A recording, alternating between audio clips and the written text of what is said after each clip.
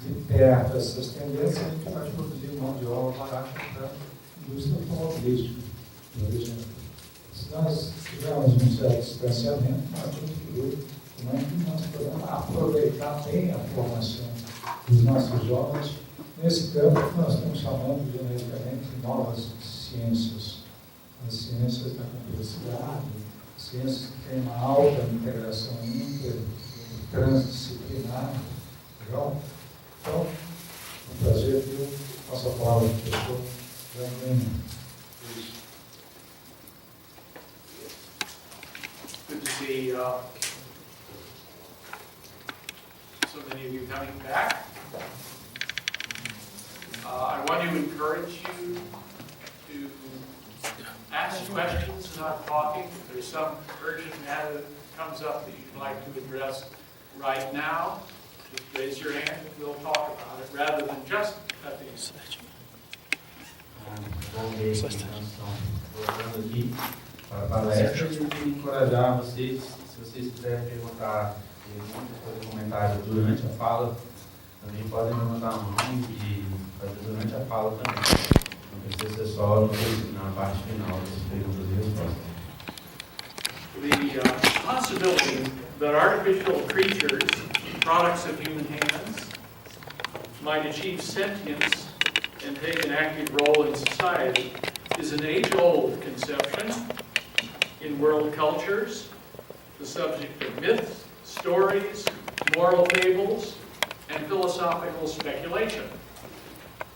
A possibilidade de que criaturas artificiais, produtos de mãos humanas, possam atingir a ciência e tomar um papel ativo na sociedade é uma ideia antiga nas culturas mundiais, do assunto de mitos, histórias, fábulas e especulações filosóficas. In Greek mythology, one finds the tale of Pygmalion, who carved the statue of Galatea, a woman, a female statue that came to life. Na mitologia grega, por exemplo, você pode encontrar o conto de Pigmalião, que esculpiu uma estátua de Galateia, uma mulher que se torna viva nessa estátua. In Jewish folklore, there are stories of a creature called the golem, an artificial being that's made of clay, brought to life with surprising results. Já no folclore judaico, nós temos a história do golem, uma criatura artificial feita de barro e que ela toma a vida, ela consegue a vida com resultados surpreendentes. In Norse legends, Scandinavian legends, there are reports of clay giants. Já nas lendas nórdicas, existem relatos de gigantes de argila que conseguem se movimentar com a própria vontade. In ancient Chinese texts, there's a description of the work of Yan Shi, who in the 10th century BC, that makes it about 3,000 years ago, crafted a humanoid figure that behaved with lifelike qualities. Já em textos antigos da China, existe a descrição do trabalho de um inventor chamado Yan Shi, que no 10º século a.C., ou seja, há 3 mil anos atrás, teria criado uma figura humanoide com qualidades bem vivas. World literature, not to mention modern science fiction, contains a great many stories of this kind, ones that are often used to focus attention upon basic questions about what it means to be alive, what it means to be conscious, what it means to be human, and what membership in society entails. A literatura mundial, incluindo a ficção científica moderna, contém muitas histórias desse tipo. Histórias que são utilizadas para chamar a atenção para questões básicas como qual é o significado de estar vivo, o que quer dizer ter consciência, o que é ser humano e o que a adesão na sociedade faz acontecer. Both Plato and Aristotle draw upon the myth of the statues of Daedalus, a mythical figure whose made creations that could move, do certain kinds of work, and would wander off on their own unless you tied them down with a rope. Tanto Platão quanto Aristóteles falam sobre o mito das estátuas de Dédalo, que esse personagem mitológico teria criado estátuas que conseguiam se mexer e fazer certos tipos de trabalho e até mesmo vagavam sozinhas por aí se eles não eram amarrados em algum tipo de coisa para disparar. In his book, The Politics, Aristotle uses the metaphor of Daedalus in defense of an argument for slavery. Na sua política, Aristóteles usa a metáfora das estátuas de Dédalo em um argumento defendendo a escravidão. He writes, an article of property is a tool for the purpose of life, and property is generally a collection of tools, and a slave is a live article of property. Aristóteles escreve que um artigo de propriedade é uma ferramenta com o propósito de servir a vida, e a propriedade geralmente é uma coleção de ferramentas, e um escravo é um artigo de propriedade vivo. If every tool could perform its own work when ordered, or by seeing what to do in advance, like the statues of Daedalus in the story, master craftsmen would have no need of assistants, and masters no need of slaves. Se toda ferramenta pudesse realizar o seu trabalho logo que ordenada, ou ao ver o que ela tinha de fazer de antemão, como as estátuas de Dédalo no conto, os artesãos mestres não necessitariam de assistentes e aprendizes, e os mestres não necessitariam de escravos. Of course, in modern science fiction literature and films, the provocative presence of robots and of sentient artificial beings has been a continuing focus for wide-ranging narratives and speculation. E é claro que na literatura e no cinema de ficção científica moderna, a presença provocativa dos robôs e de seres artificiais sencientes tem sido um foco amplo e continuado, com narrativas bastante diferentes, especulações bastante diferentes. I mentioned earlier one of the great works of this kind, Mary Shelley's book Frankenstein, which produced an endless stream of Frankenstein stories and movies. Em uma palestra anterior, nós já mencionamos um dos clássicos desse campo, que é o Frankenstein, romance da Mary Shelley, que resultou em uma infindável quantidade de adaptações do Frankenstein, filmes, histórias, teatro. We also have the spectacular female robot in Fritz Lang's path-breaking movie from 1927, Metropolis. Mas também temos a Maria, aquela robô feminina espetacular do filme Metrópolis de 1927, do diretor Fritz Lang. In such portrayals, the question often becomes, what does the possibility of such artificial, seemingly sentient beings say about us? We humans, and what does it say about how we organize our societies? Nessas representações, a questão muitas vezes vira a seguinte: o que é a possibilidade de tais seres artificiais e possivelmente sencientes de sobre nós, seres humanos, e a forma como nós nos organizamos como uma sociedade?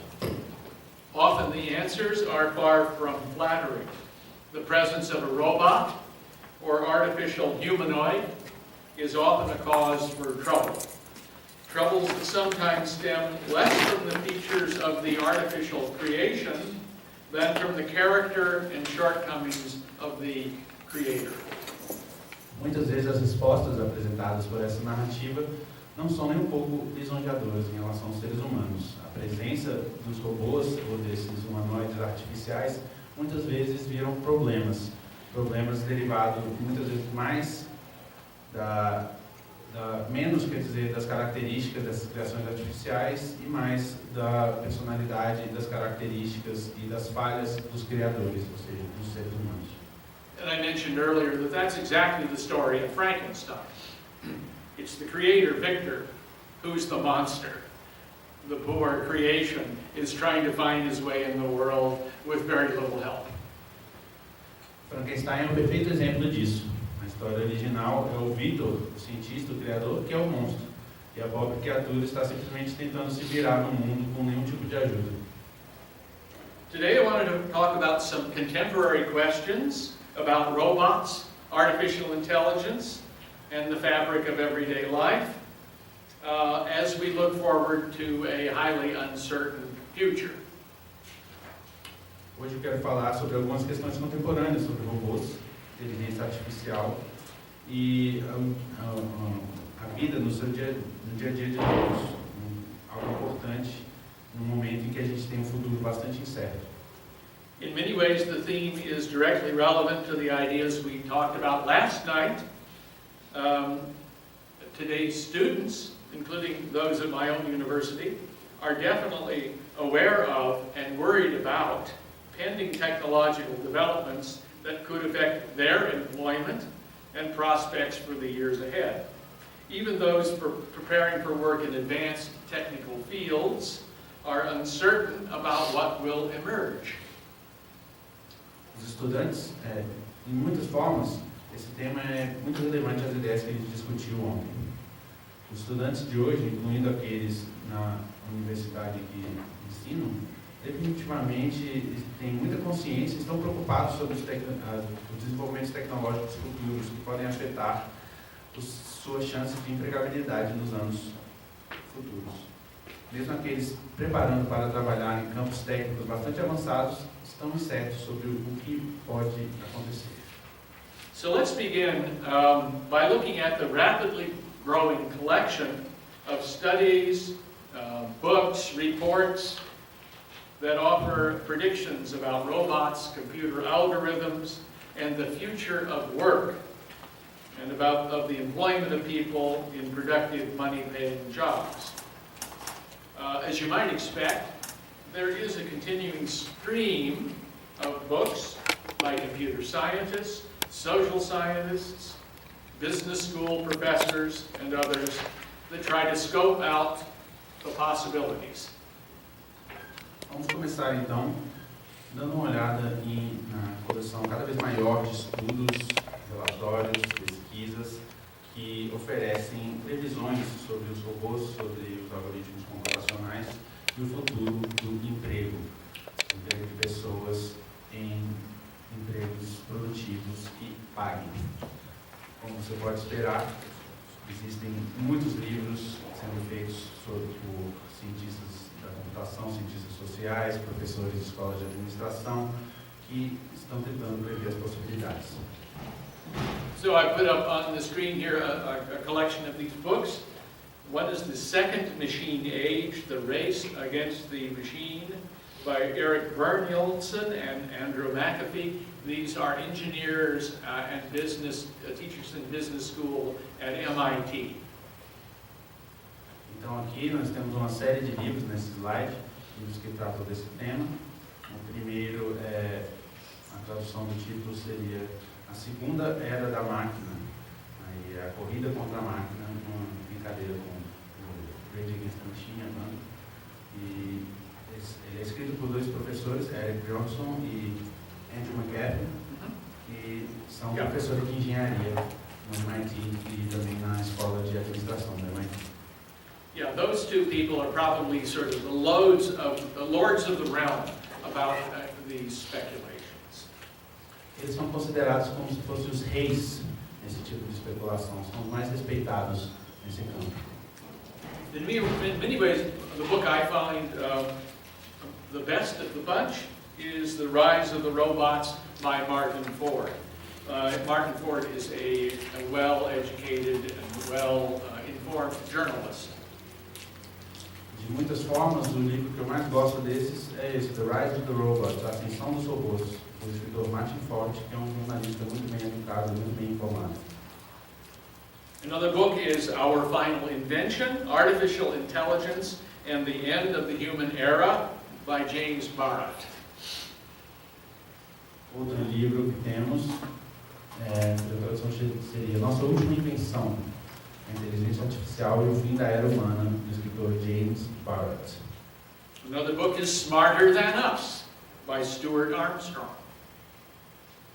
Outro livro do escritor Stuart Armstrong se chama Mais Inteligentes que Nós, Smarter Than Us. Smarter Than Us.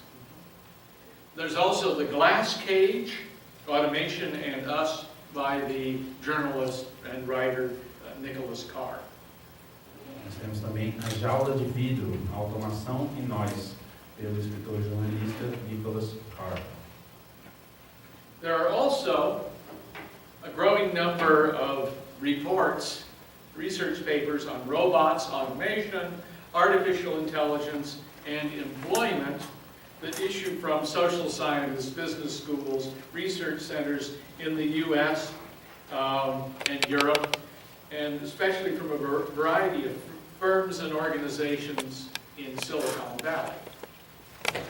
Também existe número cada vez maior de pesquisas e relatórios sobre robôs, automação, inteligência artificial e sua relação com o emprego, que vem de cientistas sociais, escolas de administração, centros de pesquisa nos Estados Unidos e de uma variedade de organizações e firmas no Vale do Silício. A widely cited study of this kind is The Future of Employment, How Susceptible Are Jobs to Computerization. This was written by two scholars at Oxford University in the United Kingdom, Carl Benedict Fry and Michael Osborne. They work in the Engineering Sciences Department and the Oxford Program on Impacts of Future Technology.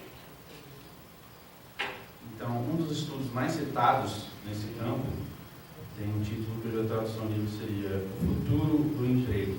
Quão suscetíveis são os empregos à computarização? E ele foi escrito por dois professores da Universidade de Oxford, na Inglaterra, o Carl Benedict Frey e o Michael A. Osborne, que trabalham no Departamento de Engenharia e no programa de Oxford sobre o impacto das tecnologias futuras. They looked at 702 current occupations where people earn a living and came up with estimates about which jobs were likely to be either eliminated fairly soon or substantially changed. They wrote, according to our estimates, around 47% of total U.S. employment is in the high-risk category. We refer to those as jobs at risk, i.e. jobs we expect could be automated relatively soon, perhaps over the next decade or two. Então, nesse estudo, eles olharam para 702 ocupações, 702 tipos de emprego, e fizeram estimativas para cada uma sobre a probabilidade desses trabalhos serem eliminados ou serem substancialmente alterados. Eles escrevem que o nosso modelo prevê que a maior parte, de acordo com nossas estimativas, mais ou menos 47% de todos os empregos nos Estados Unidos está na categoria de alto risco. Nós nos referimos a esses empregos como trabalhos que podem ser eliminados relativamente rápido, talvez nas próximas 2 décadas ou na próxima. Our model predicts that most workers in transportation and logistics occupations, together with the bulk of office and administrative support workers and labor and production occupations, that is factory work, are also at risk.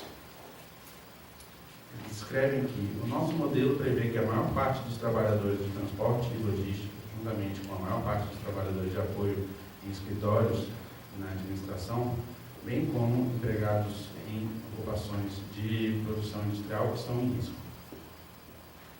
More surprisingly, we find that a substantial share of employment in the service occupations, where most job growth has occurred over the past decades, are highly susceptible to computerization. Among those vulnerable to diminishing demand are professionals in healthcare diagnosis and legal and financial services. De forma mais surpreendente, nós encontramos que uma parcela substancial dos empregos na área dos serviços, onde a maior parte do crescimento americano de empregos tem ocorrido ao longo das últimas décadas, são altamente vulneráveis à computarização. Dentre aqueles vulneráveis, a demanda e diminuição de empregos estão empregos em diagnóstico da saúde e serviços legais e financeiros. The next time you turn on your computer and the internet, you might go to the BBC site. Drawing upon the Oxford study, the website of the BBC put up a page. It enables you to type in your job or your expected job, and then you'll see how likely it is that a robot will soon take it away. Então, na próxima vez que vocês entrarem na internet, vocês podem entrar no site da BBC, a TV e Rádio Britânica, e lá existe uma ferramenta para você digitar o seu trabalho que você tem ou que você espera ter. Você vai ver a probabilidade que você pode ser substituído por um robô nesse emprego. So here are the results that I typed in for the category teacher, which is of course the horizons that we talked about last night. And actually the news is pretty good. You'll see that it's highly unlikely that this kind of work would be automated. Então aqui nós temos os resultados para a categoria de professor. Vocês vão ver que realmente é pouco provável que esse tipo de trabalho vai ser automatizado. Os resultados são surpreendentemente bons. Isso tem a ver com aquele horizonte que estávamos discutindo na palestra de ontem. Although if you look at the initiatives of the educational technology industry that we talked about last night, you might find this conclusion to be questionable. Se você, no entanto, seguir o tipo de modelo de pensamento que estávamos pensando ontem, ligado à indústria da tecnologia e da educação, você pode duvidar desse tipo de previsão. In contrast to the Oxford study, there's a more recent one from the OECD. It's based upon a study of 32 countries, and the report estimates that 14% of jobs in developed countries were highly automatable, while a further 32% of jobs were likely to experience significant changes to the way they are carried out. Contrastando com o estudo de Oxford, nós temos relatório recente da OCDE, baseado num levantamento em 32 países. Esse relatório estima que mais ou menos 14% dos trabalhos nos países desenvolvidos são altamente automatizáveis, enquanto mais 32% adicionais devem experimentar mudanças significativas na forma em que eles existem hoje. This looks reassuring until one considers that the numbers of persons likely to lose jobs to artificial intelligence and robotics still comes in the OECD study to 66 million. Isso parece um pouco melhor que o outro estudo, até você considerar que o número de pessoas que devem perder o emprego, de acordo com esse estudo da OCDE, é de perder o emprego por causa da inteligência artificial robôs, é de 66 milhões de pessoas. Another recent study of automation employment was produced by the McKinsey Global Institute. It's a research institute that services business firms. Outro estudo recente de automação e emprego foi produzido por um instituto chamado McKinsey Global Institute, que é um instituto que trabalha para firmas e negócios. The title was Jobs Lost, Jobs Gained, Workforce Transition in a Time of Automation. O título desse estudo traduzido seria Empregos Perdidos, Empregos Ganhados. transições na força de trabalho em tempos de automação.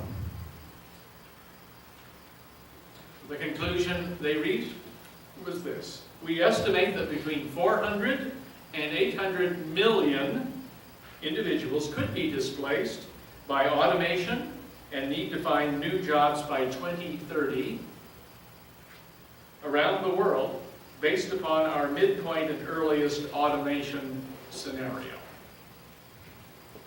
As conclusões desses estudos são resumidas da seguinte forma: estimamos que entre 400 a 800 milhões de indivíduos podem ser substituídos pela automação e precisar de encontrar novos empregos até 2030, mundo afora, baseado no nosso cenário de automação médios e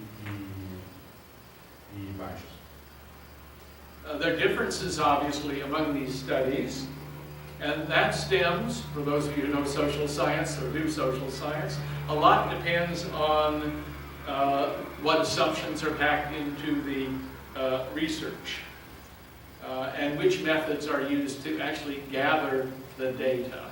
I won't go into those details, but you can see there are differences, and it largely comes from the methods used to conduct the estimates.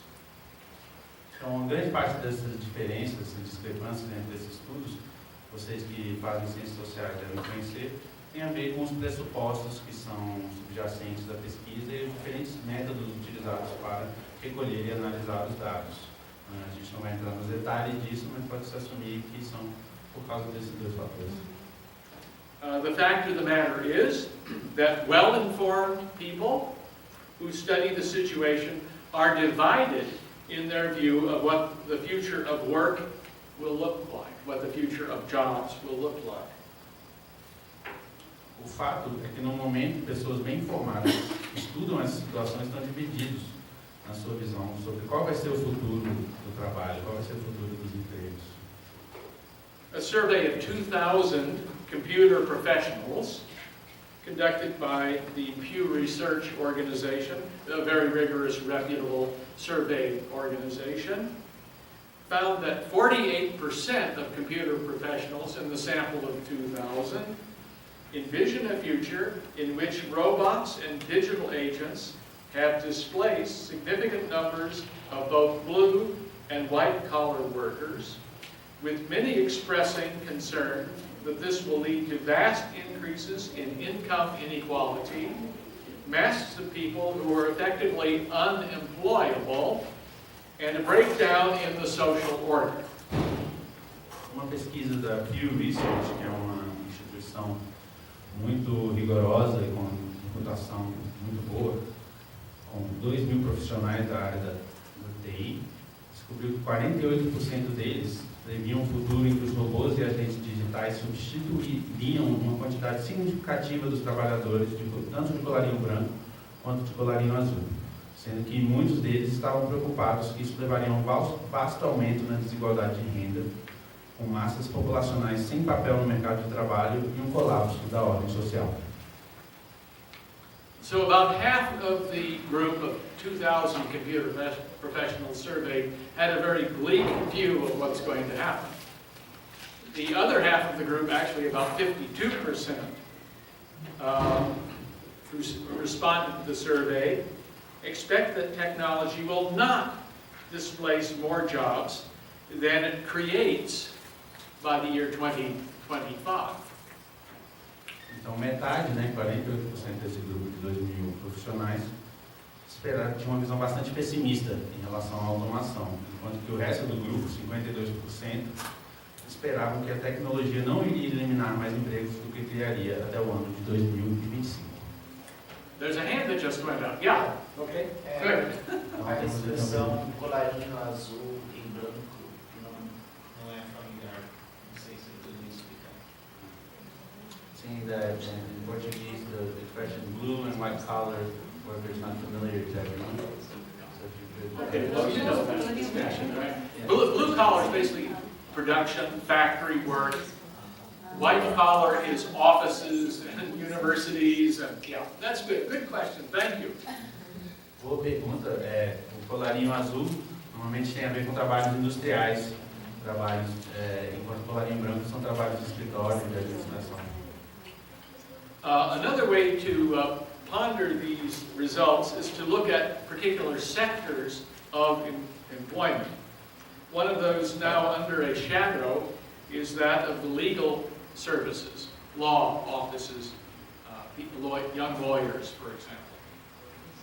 Outra forma de pensar nesses resultados é observando os resultados em setores particulares do mercado de trabalho.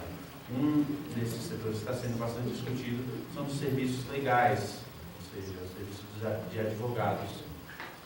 It turns out that a lot of what young lawyers do right out of law school is read through documents and find relevant pieces of language and evidence. And that kind of work, the kind of work that young lawyers typically have done, can now be handled by scanning and sorting, analyzed by computers. Boa parte do trabalho que os jovens advogados faziam envolvia a leitura de documentos para encontrar partes relevantes, linguagem relevante, evidências, e isso agora pode ser feito cada vez mais em computadores, por meio você escaneia o texto e o analisa com computadores. In 2013, applications to law schools dropped by 38% as compared to 2010. As prospective law school students looked at the prospects for the jobs ahead and decided maybe law school isn't a good choice. Então, em 2013, as faculdades de Direito tiveram 38% menos pessoas inscritas para a sua seleção comparado com 2010 nos Estados Unidos. Porque estudantes em potencial descobriram que existiam menos possibilidade de trabalho nessa área e lá esse tipo de diploma é muito caro. Friends of mine who teach in law schools find that the prospects are getting dim. Graduates of law schools are having more and more trouble finding jobs. And the less renowned law schools are laying off professors or closing altogether as the demand for their teaching diminishes.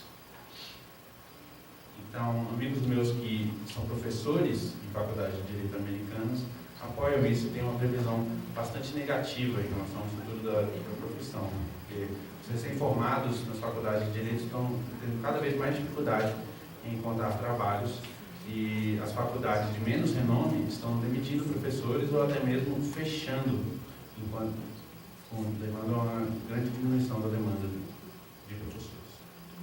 So looking at some other sectors of work where lots and lots of people earn their salaries, earn a living, I'll just go through some of these to show what the prospects are. At present, in the USA, some 4 million people earn a living driving a car or a truck. Então vamos dar uma olhada para alguns outros setores que empregam muitas pessoas nos Estados Unidos. Vamos olhar quais são as previsões em relação a elas. Então, para começar, no presente, mais ou menos 4 milhões de pessoas nos Estados Unidos se sustentam dirigindo um carro ou um caminhão. The coming of the driverless car and the autonomous truck is likely to cause major disruptions. And the predictions about this suggest that that will happen very fast. Na medida do carro sem motorista e os caminhões autônomos provavelmente vão causar grandes preocupações no mercado e as previsões são que isso vai acontecer o final. Essa temática particularmente. Restaurants are another target of opportunity for automation. They're very, very easy to robotize or automate. So places like McDonald's, Burger King, and KFC now employ about 3.8 million low-wage workers, and their displacement would cause huge problems in many towns, cities, and families. Os restaurantes de fast food também são outro setor que é uma oportunidade bastante vulnerável para ser um alvo de automação. Eles são lugares em que o trabalho é razoavelmente fácil de ser automatizado. Então, lugares como McDonald's, Burger King, Kentucky Fried Chicken, hoje em dia tem mais ou menos 3,8 milhões de trabalhadores, todos com baixa renda. E a sua substituição ia causar grandes problemas em muitas cidades e em muitas famílias. Fast food restaurants are in many cases the job of last resort if you don't have a good education. If you come from a poor part of town, then you can usually get a job at a McDonald's or something. And now the technological trends are to sort of eliminate those jobs as quickly as possible, which for low-income people will be, and low-income families, will be a huge, huge crisis. Esse tipo de emprego nos estados de fast food são nos Estados Unidos muitas vezes o último emprego possível que você vai atrás. Então as famílias e pessoas que não têm muita educação, as pessoas que vêm de um bairro mais pobre, essas pessoas muitas vezes podem conseguir um emprego em um McDonald's ou outro restaurante de fast food. Então a eliminação desses empregos por meio da automação vai causar problemas muito grandes no setor de mais baixa renda dos Estados Unidos.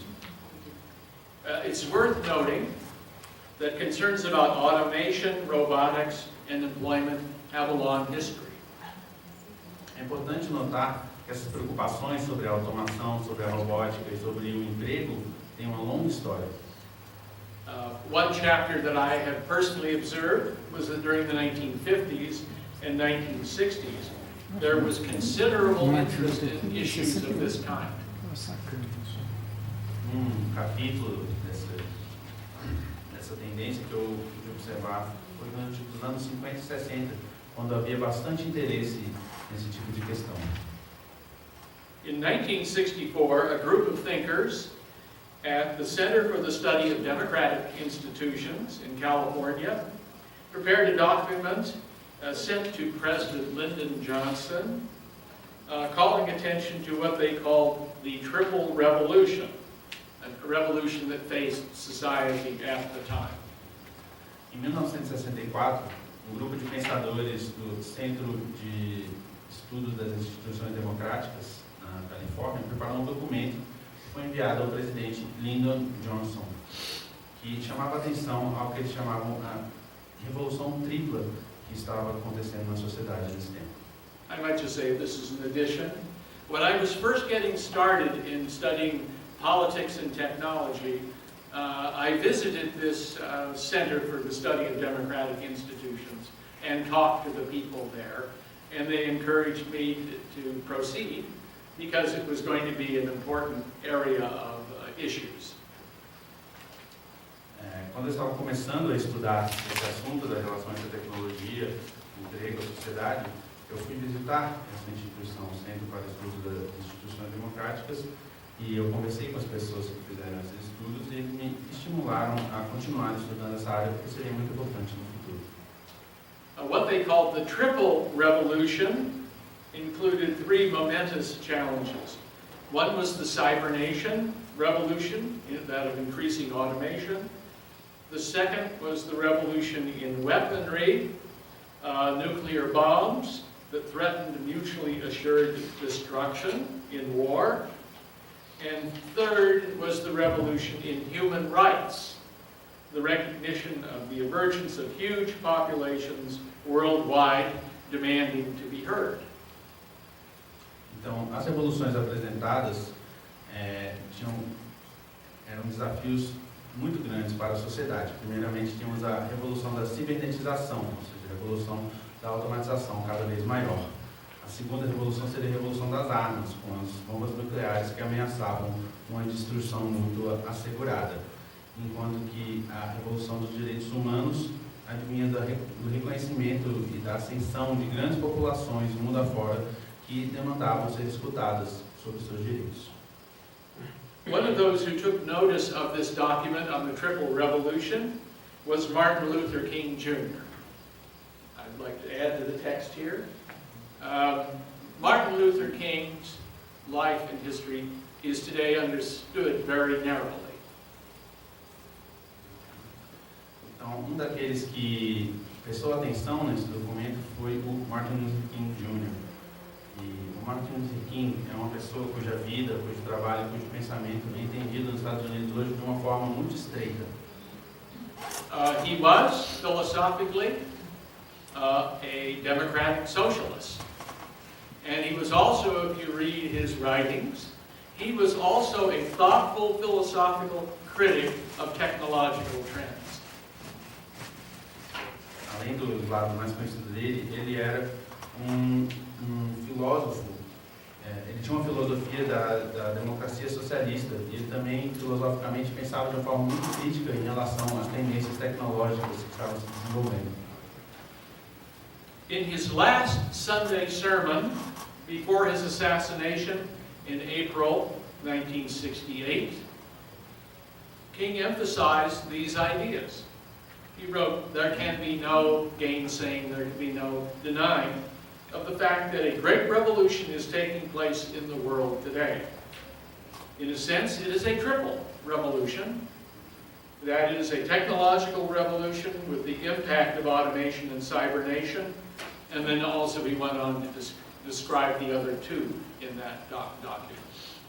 Então, no seu último sermão de domingo, antes de ser assassinado, em abril de 1968, Martin Luther King enfatizou essas ideias. E ele disse: "Não há como negar o fato que uma grande revolução ocorre no mundo hoje. E no sentido, é uma revolução tripla, isto é, uma revolução tecnológica com o impacto da automação e da cibernetização. Depois disso, ele descreveu aquelas duas outras revoluções. Another notable voice from the 1950s and 60s was that of futurist Robert Theobald, who anticipated a fully automated age of abundance. His proposal was the same of the Triple Revolution report, which was to institute a basic guaranteed income for every person in society.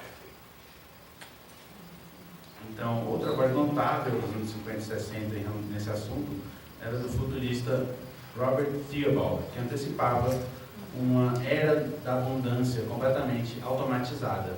Então, a sua proposta era a mesma que era encontrada no relatório da Revolução Tripla, ou seja, a instituição de uma renda básica universal garantida a todos os cidadãos.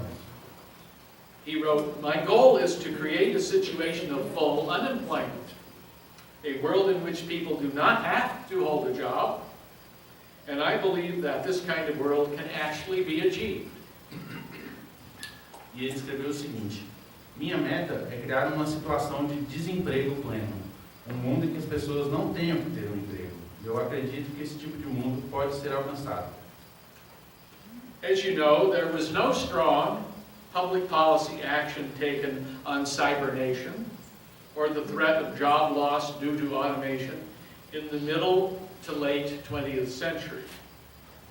Como vocês provavelmente sabem, não houve uma ação de política pública forte em relação à cibernetização ou às ameaças de emprego de falta de emprego devido à automação desde o meio do século XX até o fim do século XX.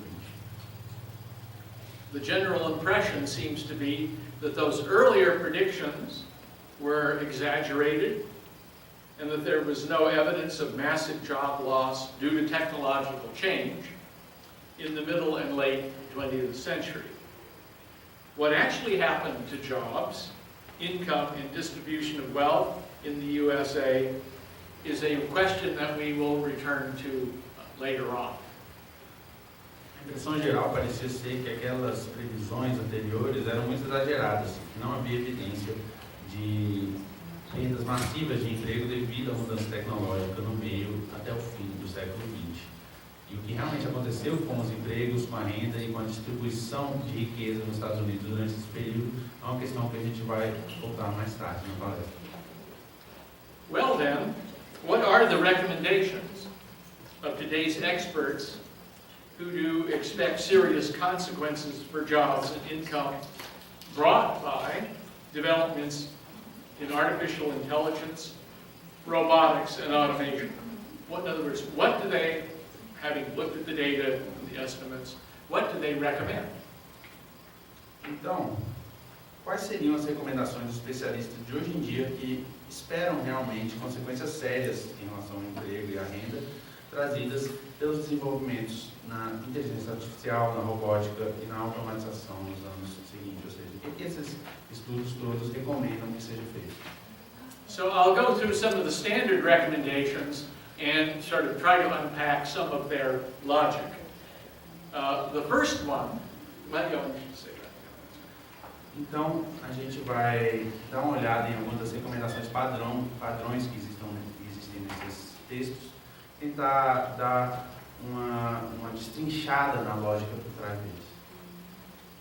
The first standard recommendation is that workers will need more education and be more clever about what kinds of education they obtain. This is the final point of Fry and Osborne. That was that big and influential Oxford University study. Então, a primeira recomendação é que os trabalhadores vão precisar de mais educação e ser mais espertos sobre que tipo de educação que eles obtêm. Então, essa é a conclusão final daquele artigo do Fry e do Osborne, aquele grande artigo muito famoso da Universidade de Oxford, que estava sendo discutido mais cedo. They write, our findings imply that as technology races ahead, low-skilled workers will reallocate to tasks that are non-susceptible to computerization. That is, tasks requiring creative and social intelligence. For workers to win the race, however, they will have to acquire creative and social skills. Ele escreve aqui, as nossas descobertas implicam que, enquanto a tecnologia continua correndo à frente, os trabalhadores de baixo nível de habilidade vão ser realocados a tarefas que não são suscetíveis à computarização, ou seja, tarefas que requerem inteligência criativa e social. No entanto, para os trabalhadores ganharem essa corrida, eles vão ter de adquirir habilidades criativas e sociais. Of course, that is thoroughly ambiguous advice. Which fields of study are going to have a bright employment future? Which ones might look good now, but face gloomy prospects later on? Some of my own students at Rensselaer Polytechnic Institute can be heard these days criticizing students in the humanities and social sciences for choosing what they take to be dead-end fields of study.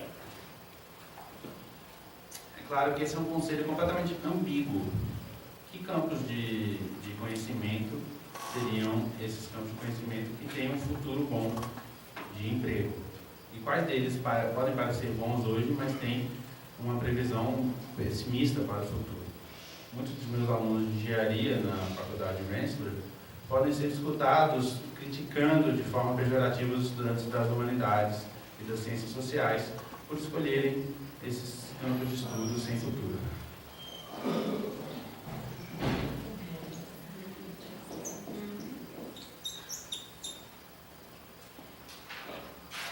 From that point of view, everybody in the university ought to be taking what's called STEM education: science, technology, engineering, and math.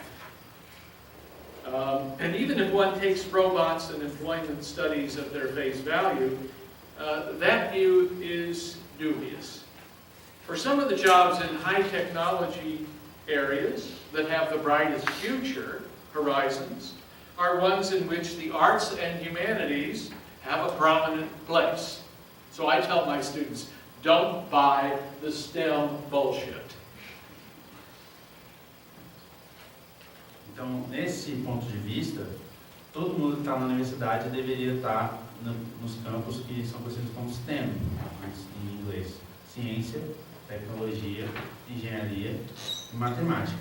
Mas mesmo se você pegar só o resultado mais óbvio desses estudos em relação ao emprego e robotização, automatização, esse tipo de crítica, esse tipo de pensamento é bastante dúbio, porque alguns dos trabalhos em alta tecnologia que têm os melhores horizontes de futuro são aqueles em que as artes e as humanidades têm um lugar proeminente. Also worth noting is the fact that funds for public education in the USA are now, as we noted last night, being drastically cut. So the proposal to stress better education for everybody may not be in the cards. In other words, if education, high-quality education is being defunded, where are all these people going to get a good education? Também é importante notar o fato de que o financiamento para a educação pública nos Estados Unidos está sendo cortado drasticamente nos últimos anos. Então, essa proposta de salientar a necessidade de uma educação melhor não parece estar disponível. Ou seja, se você está cortando a educação e você precisa de uma educação de alta qualidade, onde todas essas pessoas que vão ser substituídas vão conseguir essa educação de alta qualidade? Another recommendation is one highly popular in Silicon Valley and in many business schools. The recommendation is that most people in society of the future will become entrepreneurs and technical innovators. This, for example, is one of the favorite policy recommendations of Bjorn-Olsen and McAfee. So in this model, one's employment and income will depend on one's ability to come up with new ideas for good jobs and services. Então, outra recomendação que é muito popular no Vale do Silício e em muitas faculdades de administração é vire um inovador. Ou seja, é que essa proposta é que a maior parte das pessoas na sociedade do futuro vão ter que virar empreendedores e inovadores técnicos. Essa é uma das recomendações de política do estudo do McAfee e do Bjorn-Olsen. Nesse modelo, a sua renda e o seu emprego vai depender da sua habilidade de pensar em novas ideias para novos serviços, novos bens, novos trabalhos. So the idea is that you can no longer count on having a job. The job or position of work in an organization could be just a sure path to obsolescence. So one must be the person who designs something like the new smartphone app, or a service like the Uber car to replace, or Airbnb for hotels. You have to be an innovator. You have to come up with the next new thing. Ou seja, nessa proposta você não pode contar em ter um emprego. O seu emprego ou sua posição de trabalho em organização pode garantir a sua própria obsolescência. Nessa visão, cada pessoa tem que ser a pessoa que vai fazer um novo app de smartphone, a pessoa que vai fazer um serviço novo como o Uber para substituir os táxis ou o Airbnb para substituir os hotéis. Então a mensagem é: todo mundo tem que ser um inovador. There are obviously some people for whom this advice makes good sense. Many of my own undergraduate students are already at work devising new startup firms with ingenious new products. But the idea, it seems to me, that the 7.4 billion people on the planet would march off to become technical innovators seems completely bizarre. Most people in whatever part of the world probably just want to contribute something of value to social life and be rewarded for their work. E, obviamente, esse conceito faz sentido para algumas pessoas. Os próprios alunos de graduação já estão trabalhando, fundando startups e desenvolvendo projetos de produtos engenhosos. Mas a ideia de que todas as 7,4 bilhões de pessoas no planeta deveriam virar inovadores técnicos parece completamente bizarra. A maior parte das pessoas do mundo provavelmente querem contribuir à vida social de uma forma que faz sentido e serem adequadamente recompensados pelo seu trabalho. Another recommendation is one that might be called, don't worry, be happy. The idea here is that a century and a half of employment data indicates that technological change creates as many or more jobs than it destroys.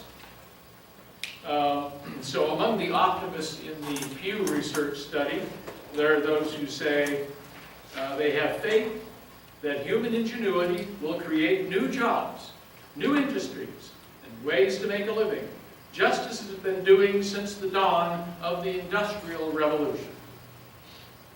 Então, outro tipo de solução que é proposto é aquele que se pode chamar de don't worry, be happy, ou seja, não se preocupe, relaxe, fique feliz. A ideia aqui é que os dados nos últimos anos indicam que as tecnologias criam mais trabalho do que destroem. Vários dos otimistas naquela pesquisa que nós mencionamos da Pew Research anteriormente são aqueles que dizem que tem fé que a criatividade humana vai criar novos trabalhos, novas indústrias, novas formas de se sustentar, da mesma forma como tem feito desde o início da Revolução Industrial. Some of the reasoning goes as follows. This is from one article on the matter. As machines replace labor, products become cheaper, consumers are throwing their money at new products and services. So they spend it on entirely unthought of new areas. Gym membership, going to exercise. Short holidays, overpriced coffees. Those sectors in turn create new employment. De acordo com esse artigo, um artigo sobre esse assunto, as máquinas substituem trabalhadores e os produtos ficam mais baratos e os consumidores gastam seu dinheiro com novos produtos e serviços. Eles gastam esse dinheiro em novas áreas completamente inesperadas anteriormente, como a adesão à academia, férias rápidas, cafés caros. Esses novos setores geram novos empregos. I would point out one glaring contradiction in this way of thinking. That there will always be jobs and humans will always be needed to fill them. This is the way it's always been, right? But if you look at the projections, the predictions, the smart thinking, it's precisely that artificial intelligence and robots will fairly soon meet or exceed human capabilities. That the standard projections, all of these studies point that out. So that raises the question, why will humans be needed to do the work? Or why need they be paid to do anything at all? In other words, the technology is progressing so fast that it can do literally any kind of work one might imagine. É importante salientar uma contradição absolutamente chamativa nesse tipo de discurso, de que sempre vão haver empregos e os humanos sempre vão ser necessários para trabalhar nesses empregos. É precisamente que essas previsões que estão sendo feitas nesses estudos são que a inteligência artificial e os robôs vão rapidamente chegar ao mesmo nível ou exceder as capacidades humanas. Esse é o que é descrito em todas essas previsões que a gente mencionou anteriormente. O que nos leva à questão: por que os seres humanos não são necessários para fazer o trabalho? Por que a gente precisa pagar seres humanos para fazer qualquer tipo de trabalho? Ou seja, a tecnologia está se desenvolvendo tão rápido que qualquer tipo de trabalho vai poder ser preenchido pela tecnologia.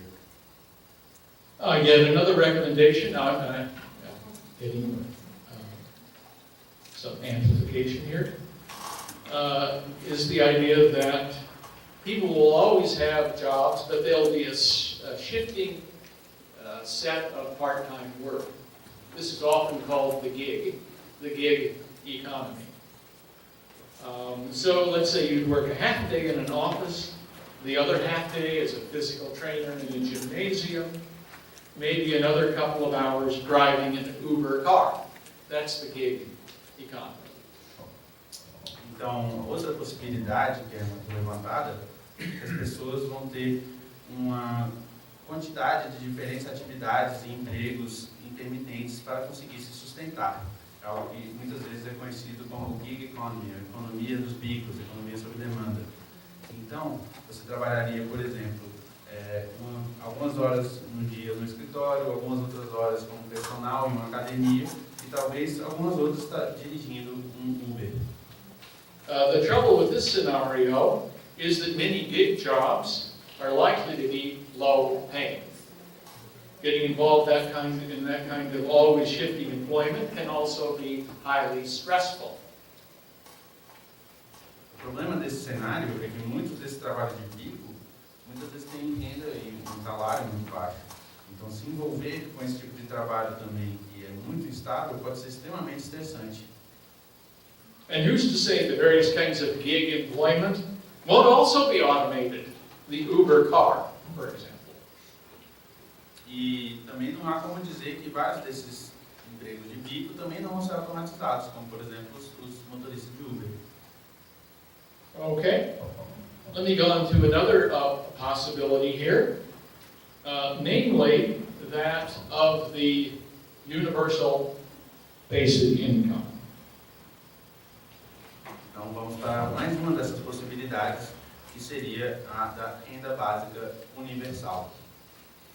The recommendation is to allow computers, algorithms, robots to take on as much productive activity as possible, to allow vocations, professions, lines of employment to vanish altogether, if need be, but to institute a fair, thoroughgoing, universal basic income for every adult and every family.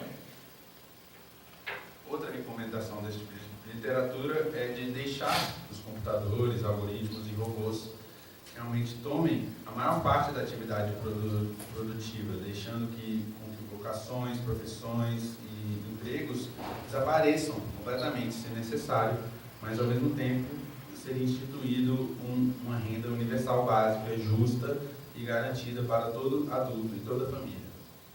Ideas of this kind have been around for a long time, including in the works of St. Thomas More, in Johannes Cruz Vives, the Marquis de Condorcet, and the American revolutionist Tom Paine. As ideias desse tipo têm precursores históricos, vários precursores históricos, por exemplo, nas ideias do São Thomas More, Johannes Ludovicus Vives, o Marquis de Condorcet, e do revolucionário americano Thomas Paine.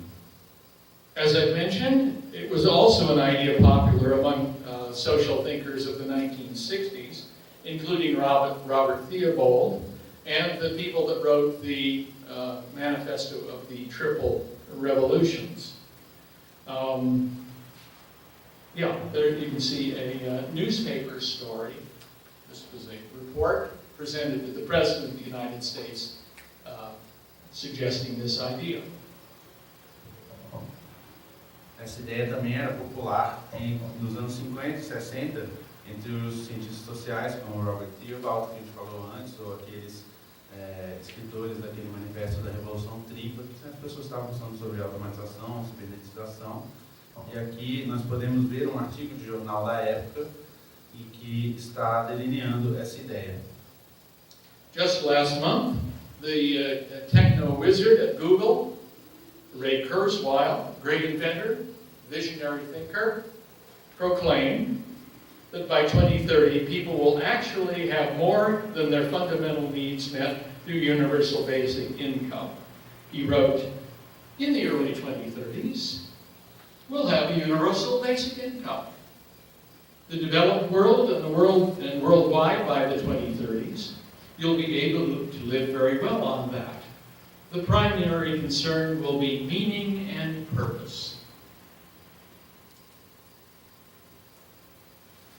Então, citando esse artigo dos anos 60 de jornal, diz que mês passado o mago tecnológico, o inventor genial, o pensador visionário Ray Kurzweil proclamou que até 2030 as pessoas vão ter mais do que suas necessidades básicas atendidas através dessa renda universal básica. Ele disse que vai dar para viver muito bem dessa renda e que a preocupação básica das pessoas vai ser em encontrar propósitos, encontrar sentidos para a sua vida. In many books and erudite studies of artificial intelligence, robots, and so forth, this could be called the moment of the flying unicorn. In fact, I think we might give people a choice. Would you prefer a universal basic income or a gift of a wonderful flying unicorn? my sense is they'd both be about equally likely. The sad fact of the matter is that under the presidency of Donald Trump, and in fact long before that, the USA has been severely cutting social programs for the poor. Public housing, food stamps, Medicare, and so forth. At present, about 21% of children in the U.S. live below the poverty line. Então, em muitos livros e estudos eruditos sobre inteligência artificial, robôs nos Estados Unidos, as proclamações desse tipo, da renda universal básica, podem ser chamadas do momento do maravilhoso unicórnio voador. De fato, a gente poderia dar uma escolha para as pessoas. Você preferiria uma renda básica universal ou um presente de um maravilhoso unicórnio voador? No sentido de que eu acredito que elas são basicamente, têm a mesma probabilidade de acontecer. Porque o fato triste aqui é que nas últimas décadas, e com a presidência de Donald Trump, mas muito antes disso também, os Estados Unidos vem importando programas sociais importantes, como habitações públicas, refeição social e assim por diante. No presente, 21% das crianças americanas vivem abaixo da linha da pobreza. So it's not only the case that our government is cutting social programs, but the rhetoric of society, political society, totally scorns ideas of this kind. The idea is, well, if you gave people money, or health care, or free public education, or whatever, it would just make them lazy. That's an opinion. Então, além do fato que esses programas já estão sendo cortados, ainda há o fato que a retórica política popular hoje em dia é completamente contra esse tipo de programa. A ideia dessas pessoas é que, se você der para as pessoas dinheiro, saúde gratuita, habitação, isso só vai deixar todo mundo muito preguiçoso. É isso que as pessoas pensam. Here's why I'm not invited to gatherings of the techno-cognoscenti who ponder the future of artificial intelligence, robotics, automation, and society. People know I am thoughtful about technology and social change, but I'm usually not invited to, let's say, the latest conference in Silicon Valley. For I'm inclined to say things like this. So you're telling me, well, why don't you go? We'll just take the first part of that. E aqui nós temos a razão, porque eu não sou convidado pelos grandes especialistas da tecnologia que pensam sobre o futuro da inteligência artificial, da robótica, da automação em sociedade, para suas reuniões, para seus congressos. Eles sabem que eu penso sobre esse tipo de relação entre sociedade e tecnologia, mas eu nunca sou convidado, porque eu tendo a falar coisas como o seguinte.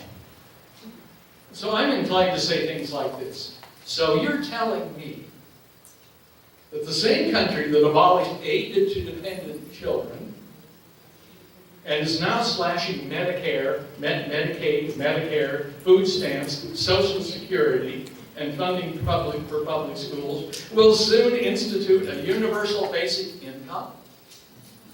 Então, quando eu vou para esse tipo de lugar, eu falo coisas como: então você está tentando me dizer que o mesmo país que aboliu o programa de ajuda a famílias com crianças dependentes, que está cortando os programas de saúde pública, Medicaid e Medicare, está cortando o vale de refeição social, está cortando a previdência, o financiamento das escolas públicas, esse mesmo país vai instituir uma renda universal básica?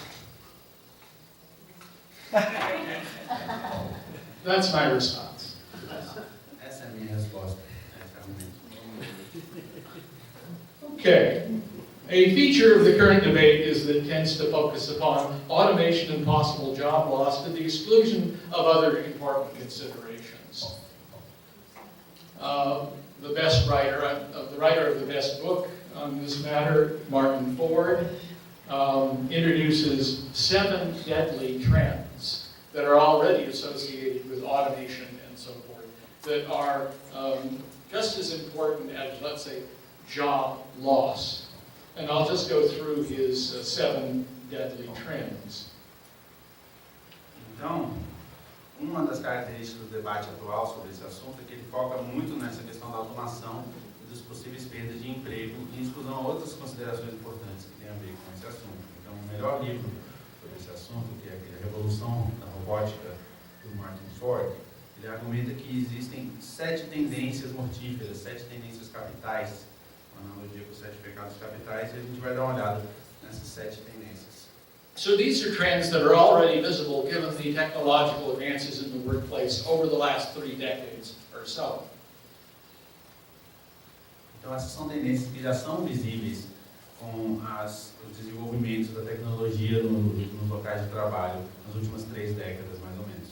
So among the 7 deadly trends are stagnant wages. That is, the coming of automation reduces what workers can command in wages.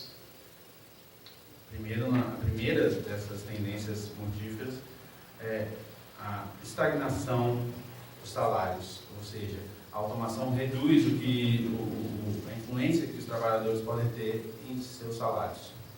The second trend is a bear market, that is a booming market, a down market for labor share, and a bull market for corporations. So in other words, in a high-tech economy that we know so far, opportunities and wealth flow to the top. A segunda tendência é que nós teremos um mercado em baixa para o conhecido mercado do luxo em inglês, mercado em baixa para os trabalhadores e um mercado em alta, o mercado do touro para as corporações, ou seja, uma economia de alta tecnologia, as oportunidades fluem ao topo da cadeia. Third one is declining labor force participation. That is, discouraged workers are increasingly inclined just to drop out. A terceira tendência é a participação diminuída da força de trabalho, ou seja, os trabalhadores que estão insatisfeitos são desencorajados são desencorajados cada vez mais estimulados a saírem de seus empregos, simplesmente. Diminishing job creation and soaring long-term unemployment. The fact of the matter is that business firms, no longer find it advantageous to create the kinds of work that are steady and long-lasting. Nós temos também a diminuição da criação de empregos e o desemprego a longo prazo cada vez maior. Então as firmas não veem vantagens em criar o tipo de emprego que seja fixo, que seja estável, que seja duradouro. There's also soaring inequality. Since the 1970s, there has been rapidly rising productivity, but it's distributed income and wealth only to around the top 10%. Então nós temos a desigualdade em ascensão. Desde os anos 70, a produtividade vem crescendo muito rápido, mas a renda e a riqueza criada por isso foi distribuída apenas para os 10% de cima da cadeia econômica, ou mesmo 1% ou menos ainda. There's also been declining incomes and underemployment for college graduates, which underemployment means you have a pretty fancy college degree, but you have a pretty crummy, low-wage job. Então, nós temos também a queda de rendas e o subemprego para pessoas formadas em universidades. Ou seja, mesmo que você consiga se formar, muitas vezes você não vai ter um emprego com um bom salário. There's also polarization and part-time jobs. This is what I mentioned as the gig economy, which applies downward pressure on wages and also hours. Então temos também a polarização e os empregos temporários, ou seja, tem a ver com aquela economia dos bicos, que aplica uma pressão que reduz o salário e as horas de trabalho. What Martin Ford ultimately focuses upon are the long-term trends as we already know them. We've already seen a graph or two like this one already. You have a chart of rising productivity. The technology is doing so well, and yet in the middle 1970s, essentially wealth and income for most working people flatlined. Então, o foco dessa pesquisa do Martin Ford são em padrões que já existem e já podem ser reconhecidos, além somente da substituição de empregos. Ou seja, a produtividade, nós vemos aqui nesse gráfico, já vimos outros gráficos parecidos, a produtividade está subindo, ao mesmo tempo em que a renda dos trabalhadores está estagnada, mais ou menos o mesmo ao longo das décadas. Yeah. O ano de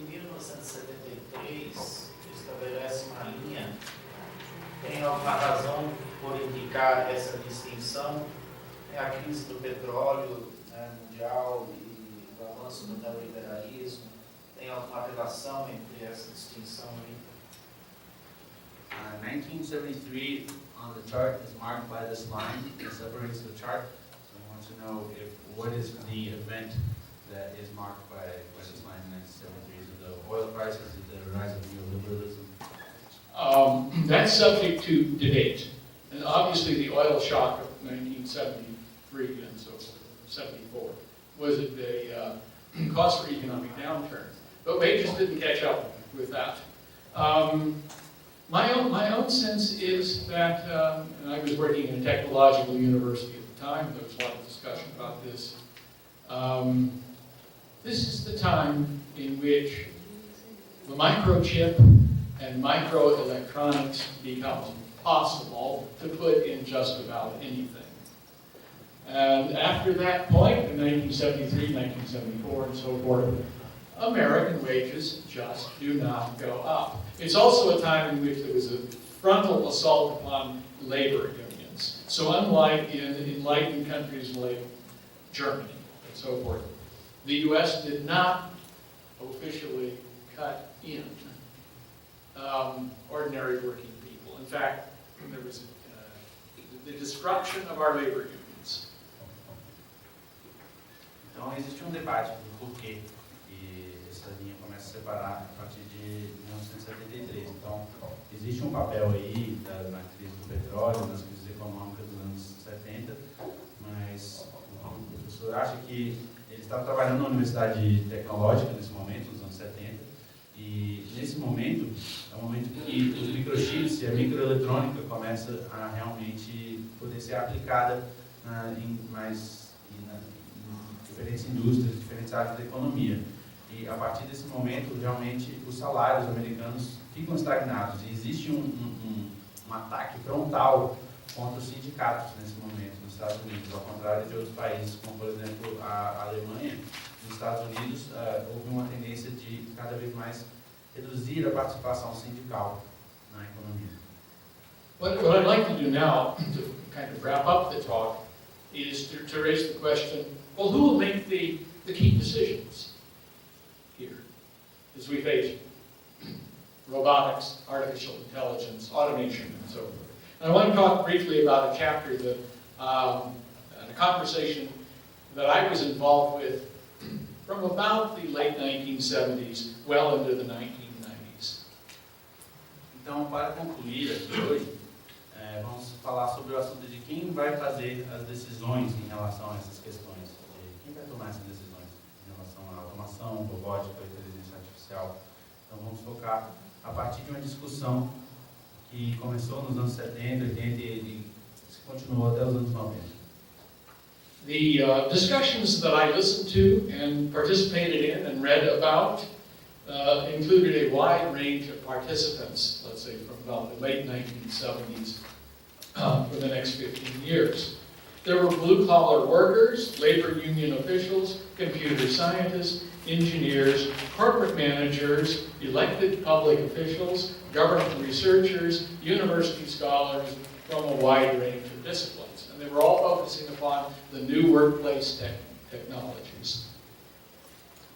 Então, discussões que eu escutei, que eu li, que eu participei, incluíam vários atores, vários participantes diferentes. Tínhamos trabalhadores industriais, tínhamos oficiais de sindicatos, tínhamos cientistas computacionais, engenheiros, administradores de empresa, oficiais eleitos, tínhamos pesquisadores do governo e acadêmicos da universidade de várias disciplinas diferentes. One key point of contention was the development and use of computer numerically controlled machine tools, CNCs as they're called. And these are devices that include the possibility of replacing the skills and intelligence of industrial workers, let's say people who work at a high-speed lathe with their hands. You can replace them with programs crafted by computer engineers. Hence, there were interesting questions about the design of the machines and deployment of the systems that were being considered. Então, um dos grandes pontos de debate nesse momento é o desenvolvimento e uso das chamadas ferramentas controladas por computadores, ou CNCs, dispositivos que incluíam essa possibilidade de substituir a inteligência e as habilidades de trabalhadores industriais, pessoas que antes trabalhavam de forma altamente precisa com as suas mãos, com programas e máquinas criadas por engenheiros e engenheiros da computação. Então, existia questões muito interessantes sobre o design dessas máquinas e dos sistemas que estavam sendo desenvolvidos. So there were many people who participated in these conversations in universities, in corporations, in government offices. To use today's language in the social sciences, there was a broad range of stakeholders, people who participated in the discussions, at least in the early stages.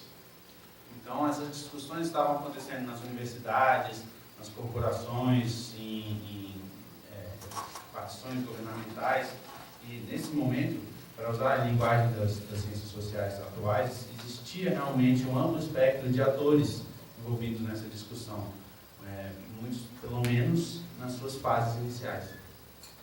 As a way to compare and balance the interests of these stakeholders, for example, corporate executives, engineers, labor union members, there was much attention to whether or not the USA, in the early and middle 1980s, and especially the government, should formulate an industrial policy.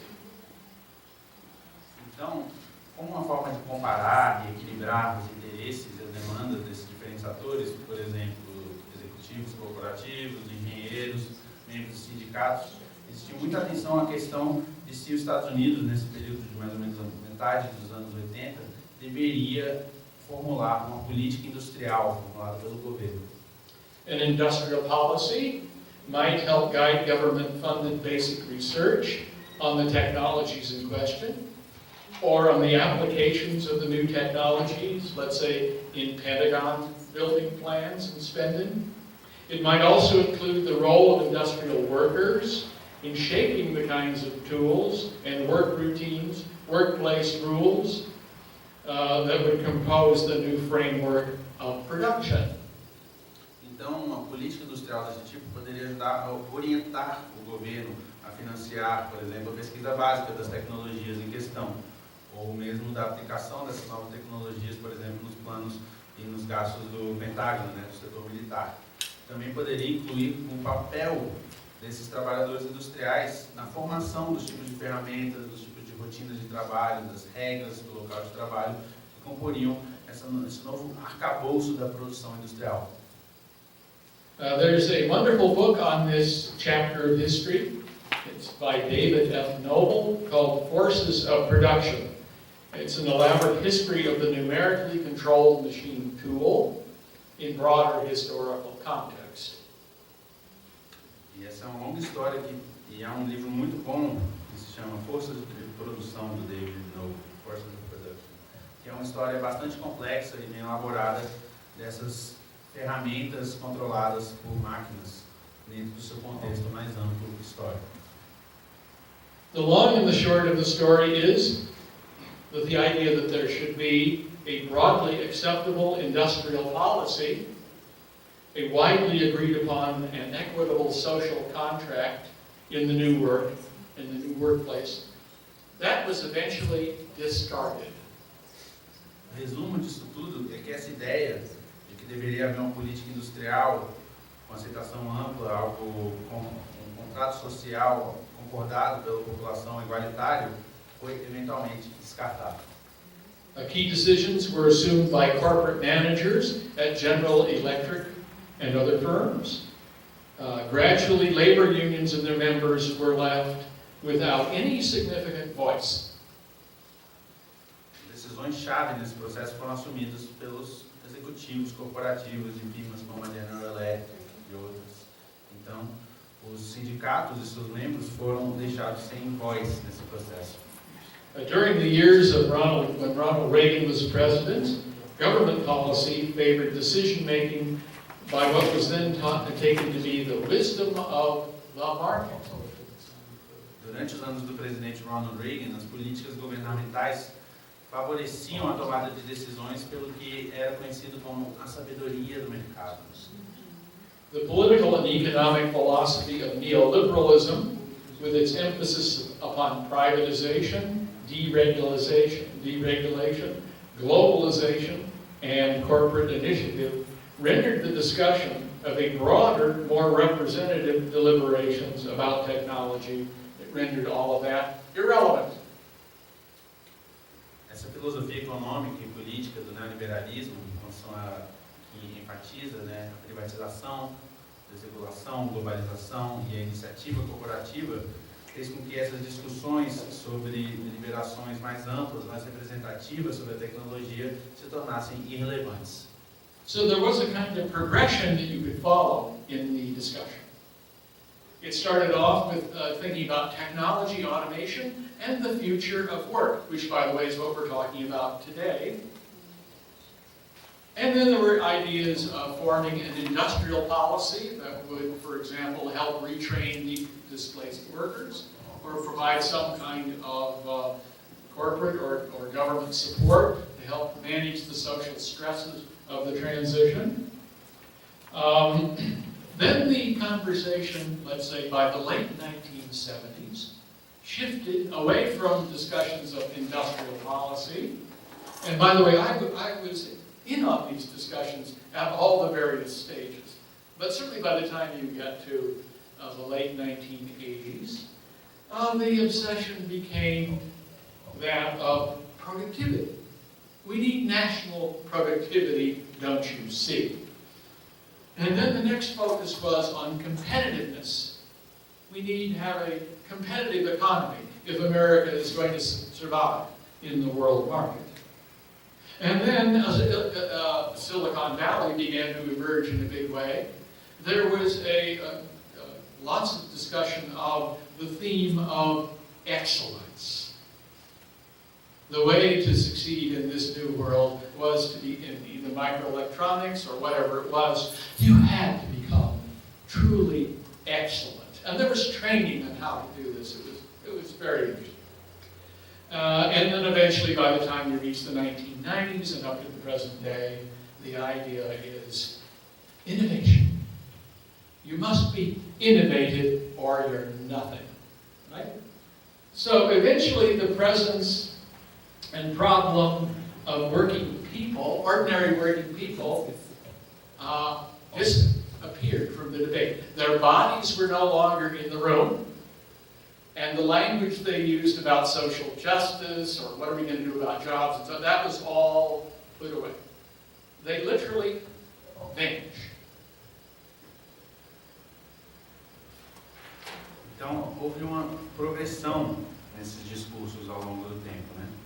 No começo, nós tínhamos uma tendência de discutir, quando se discutia automação e o futuro do trabalho, né? Esse assunto que estamos discutindo hoje, primeiro se pensava, por exemplo, sobre os desafios de uma possível política industrial do trabalho, com apoio, por exemplo, para retreinar trabalhadores substituídos, para dar um apoio para os trabalhadores substituídos, para eles não terem que enfrentar sozinhos todos os estresses, todos os problemas desses desenvolvimentos.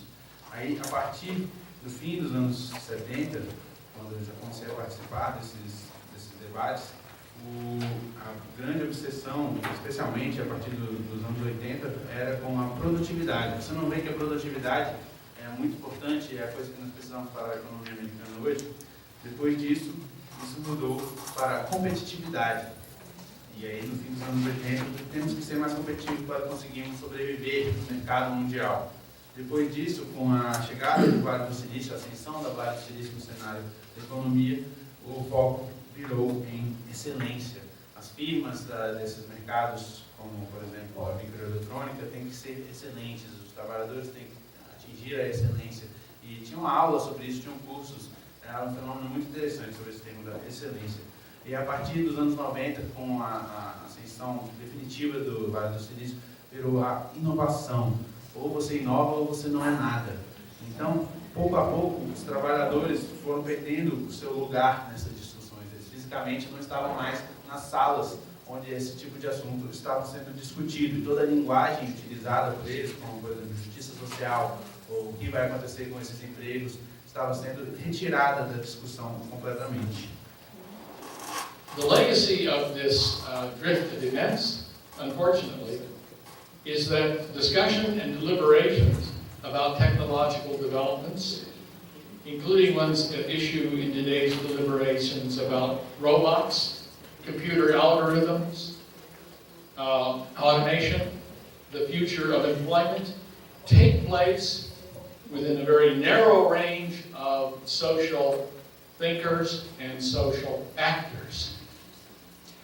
Então, o legado dessa série de eventos, infelizmente, é que a discussão e as deliberações sobre desenvolvimentos tecnológicos-chave, incluindo aqueles que nós estamos debatendo sobre robôs, algoritmos computacionais, inteligência artificial e o futuro do emprego, eles acontecem dentro de um espectro muito restrito de pensadores e atores sociais. So here are the people usually invited to join the conversation. Lots of people are talking about robots, artificial intelligence, and the future of work, but in the crucial deliberations, there's usually a short list. People like Bill Gates, Elon Musk, scientists who work in artificial intelligence labs, the CEOs of high-tech corporations, scholars in university institute who study data on technology and the future of work. So those are the people who were invited to the conversation.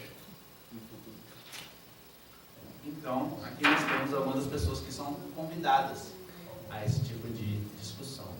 Então, tem muitas pessoas que pensam sobre essas questões, você está falando da robótica, da perda do emprego, mas quando realmente vai se discutir essa questão e deliberar sobre essa questão, são pessoas como Bill Gates, como Elon Musk, que são convidados, são também cientistas que trabalham em laboratórios de inteligência artificial, são os presidentes de corporações de alta tecnologia e acadêmicos e institutos universitários que estudam dados sobre tecnologia e sobre o futuro do trabalho. And here are the ones who are not invited to the conversation, the people who are out of work or whose jobs are threatened in the years to come.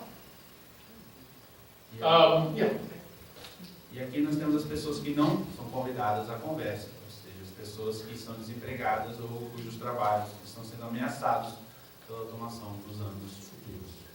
So here's the crucial point. Maybe it's the crucial point of my whole talk.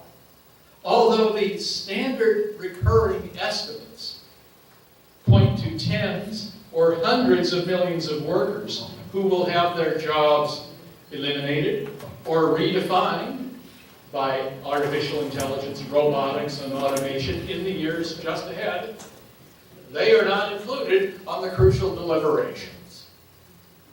Então, o ponto principal dessa fala toda é que, apesar das estimativas apontarem para dezenas ou centenas de milhões de trabalhadores que vão perder os trabalhos ou cujos trabalhos vão ser completamente redefinidos pela inteligência artificial, pela robótica e pela automação nos próximos anos, esses mesmos trabalhadores não são incluídos nas deliberações cruciais sobre o tema.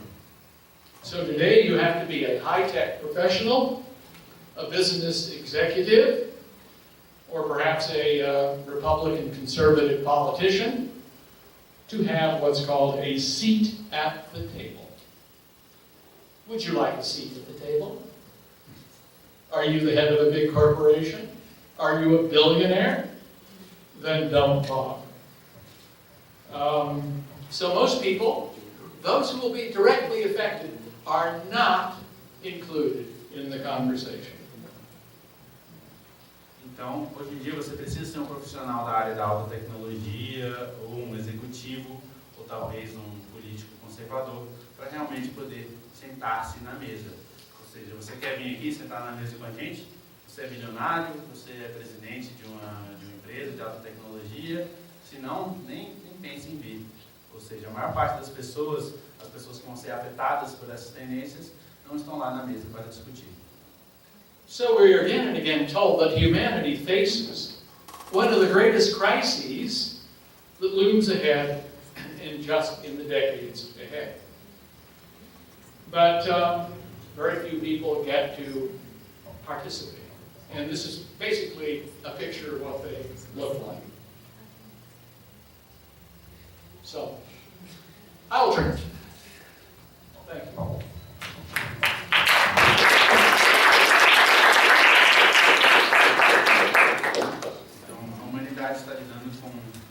cada vez mais estão falando que a humanidade vai ter que lidar com uma das maiores crises da sua história que está vindo nas próximas décadas. E as pessoas que estão discutindo isso são muitas poucas, e é assim de como elas estão felizes e fazendo um brinde a esses desenvolvimentos todos que vão ocorrer. Okay. Question? Yeah.